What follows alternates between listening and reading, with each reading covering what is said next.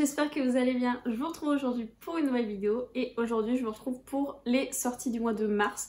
Je n'ai pas fait cette vidéo le mois dernier tout simplement parce que je n'ai pas eu le temps de la faire. Enfin en fait j'aurais eu le temps de la faire mais on était déjà mi-février donc bon, je me suis dit que c'était un peu tard.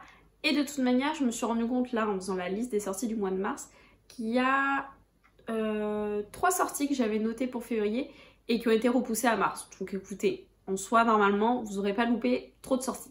Puis de toute manière je suis clairement pas la seule sur YouTube à faire les vidéos sorties du mois, donc je pense que vous avez été informés de toutes les sorties à venir. Du coup on va commencer tout de suite parce que mine de rien j'en ai noté quand même pas mal. La toute première sortie que j'ai notée c'est Matisse contre le reste du monde de Arwen Orden, ça sort le 3 mars chez Teen Spirit. Alors je connais pas du tout cette maison d'édition, mais écoutez, la couverture m'a attirée et au niveau du résumé, ça m'a fait penser un petit peu à Aristote et Dante, la couverture aussi d'ailleurs. Ici on va suivre 2 garçons, Théo et Matisse. Il y en a un qui a pas mal de problèmes familiaux et l'autre qui est homosexuel. Et on va suivre leur amitié à tous les deux, ces 2 amis.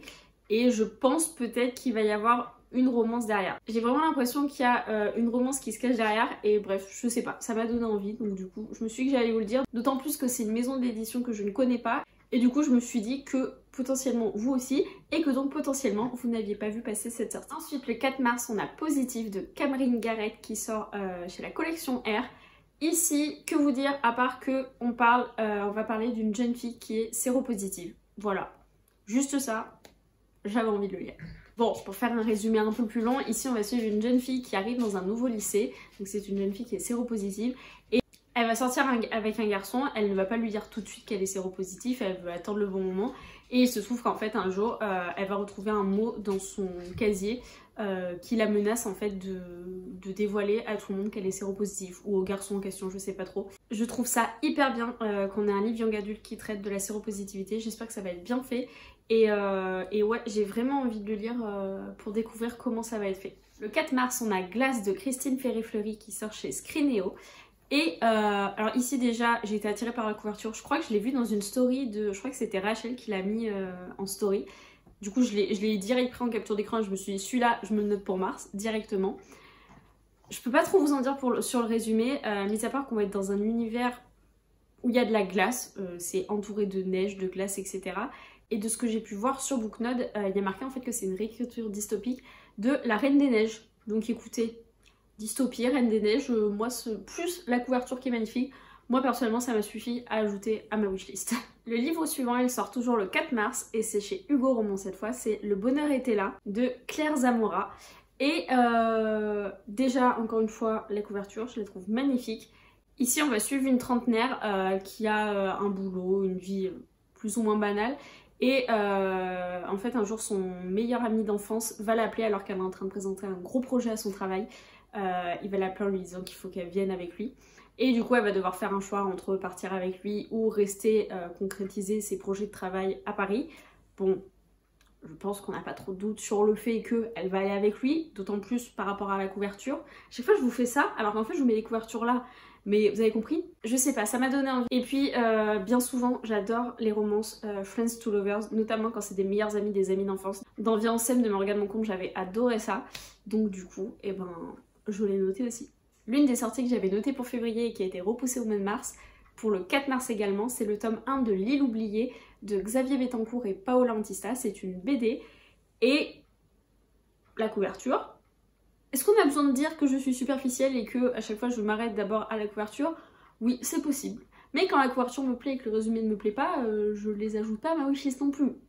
Je suis pas à ce point superficielle. Ici on va se retrouver avec une famille qui va être échouée sur une île où il y a des habitants, où tout le monde est gentil, tout le monde est beau. Et en fait un jour les enfants vont disparaître et voilà, c'est tout ce que j'en sais.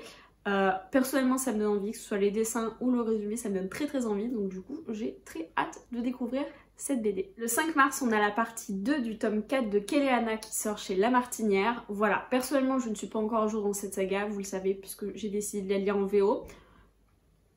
Clairement, je pense qu'au fur et à mesure que les tomes sortent en français, mon envie de la lire en VO va très vite diminuer et je vais finir par les lire en français. Vraiment. Bref, je sais qu'il y en a beaucoup d'entre vous qui ont lu le tome 4, la première partie, quand elle est sortie il y a quelques mois, parce que c'était du coup...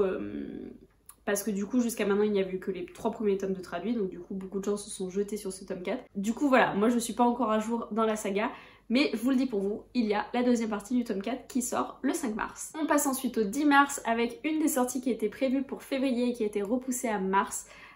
C'est le tome 1 de Camelot Rising, je sais pas encore comment ça va s'appeler en français, mais qui est publié chez De Saxus. C'est De Saxus, la couverture est magnifique, ça parle de Guenièvre, de la légende de Camelot. Moi personnellement ça réussit à me convaincre, hein. Je sais pas vous, mais moi ça réussit à me convaincre.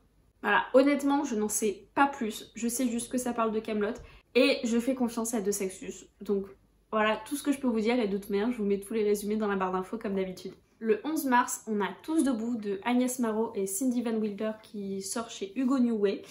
Je sais juste qu'on va se retrouver dans un lycée, qu'on va avoir un lycéen, je crois, qui est sans papier et qui va être menacé d'expulsion en fait. On va avoir un autre lycéen qui va être un petit peu une gossip girl, à raconter des ragots, etc. qui va peut-être être celui, je crois, qui dévoile que l'autre lycéen est sans papier. Voilà. Juste le fait en fait qu'on parle d'un lycéen qui est sans papier et qui peut être expulsé, et du coup on va avoir d'autres lycéens qui vont essayer de se rebeller en fait pour que leur ami ne soit pas expulsé, et je trouve que c'est un sujet très important. J'avoue que c'est pas celui qui m'intéresse le plus non plus, mais je voulais vraiment vous le citer parce que je pense qu'il peut aborder vraiment un sujet très important et qui peut être également vraiment bien s'il est bien traité. Ensuite, le 11 mars, on a Birthday, écrit par Meredith Russo, qui sort chez PKJ. C'est un livre qui a beaucoup fait parler de lui en anglais, il me semble. Ici, on va suivre 2 adolescents qui sont nés le même jour dans le même hôpital et qui sont meilleurs amis. Il me semble qu'il y a une histoire de transidentité du côté d'un des personnages. Encore une fois, je trouve que c'est un sujet important. J'ai de plus en plus envie de lire ce genre de choses, et pour le coup, c'est vrai que je n'ai jamais lu encore de livre où on parle de transgenre, de transidentité, etc. Du coup, je vous le mets, sachant que voilà, il a vraiment fait parler de lui avant d'être traduit en français. Donc, eh bien, si vous craquez, j'espère qu'il vous plaira. Ensuite, le 12 mars, et là je ne suis que joie, on a le tome 4 de Télémaque de Kid Toussaint et Kenny Ruiz qui sort. C'est donc le tome 4 de Télémaque, la BD. J'ai adoré les 2 premiers tomes de cette BD, il me reste encore le 3 à lire avant celui-ci. Bon, tant qu'à faire, si je peux enchaîner le 3 et le 4 directement, je dis oui. Dans cette BD, pour faire court, on va suivre le fils de Ulysse qui essaie de retrouver son père après toutes ces années. Et du coup voilà, on va revoir plein de choses de la mythologie, on va revoir des personnages, etc. Bref, ça parle de la mythologie grecque sous fond de BD. C'est drôle, j'aime beaucoup les dessins et j'adore cette BD. Donc j'ai juste très hâte que le tome 4 arrive. Ensuite, le 18 mars, on a une autre sortie Hugo Roman, c'est Styx Rider, le tome 1 de Calypso Caldine. Je crois qu'on est dans une romance avec des bikers. C'est pas forcément le genre de romance que j'ai lu jusqu'à maintenant, mais je sais pas, celle-ci m'a donné très envie. On va avoir un personnage masculin très solitaire, très en colère, puisque sa fiancée l'a quitté le jour de leur mariage il y a 10 ans de ça, et depuis il a du mal à refaire sa vie. Il va rencontrer une jeune femme, et je sais pas, ça m'a fait penser un petit peu à un résumé à la Brittany Cherry, notamment à la saga The Elements.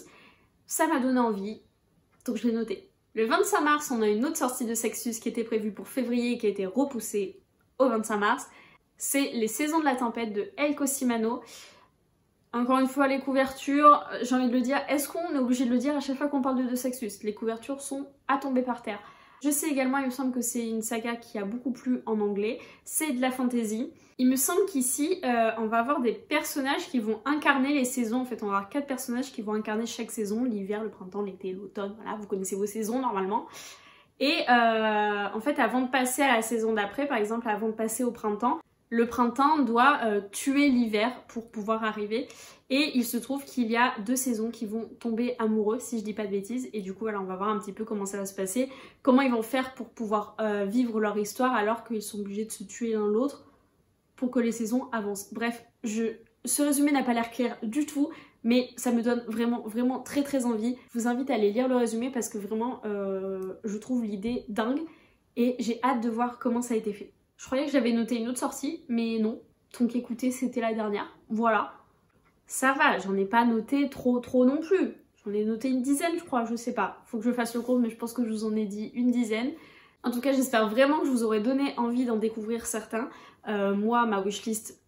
J'allais dire ma wishlist va encore s'agrandir, mais non, c'est ma palle qui va s'agrandir, parce que ma wishlist s'agrandit, mais j'agrandis ma palle en même temps. N'hésitez pas, vous, à me dire les sorties qui vous font envie sur ce mois de mars. S'il y en a que j'ai pas citées dans cette vidéo, je suis toujours à l'affût de découvrir de nouveaux livres, donc franchement n'hésitez pas. Et puis en plus il y a tellement de sorties chaque mois que forcément je passe à côté de certaines, je les découvre après, je me dis oh, mais il y avait ça aussi qui sortait, ça a l'air trop bien.